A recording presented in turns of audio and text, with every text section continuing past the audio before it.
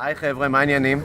יש פה כמה אנשים שרוצים לספר לכם ולשתף אתכם בחוויה של מיליונר מיינדסט וכיצד מיכאל גורביץ' עם התוכנית של מיליונר מיינדסט תרם להם לחיים. אז בואו נראה. שלום, האמת היא שמיליונר מיינדסט ומיכאל, בזכותם אני הפכתי משכיר לעצמאי, פתחתי עסק אישי של אימון והדרכה וייעוץ, ואני בדרך להגשים את החלומות שלי.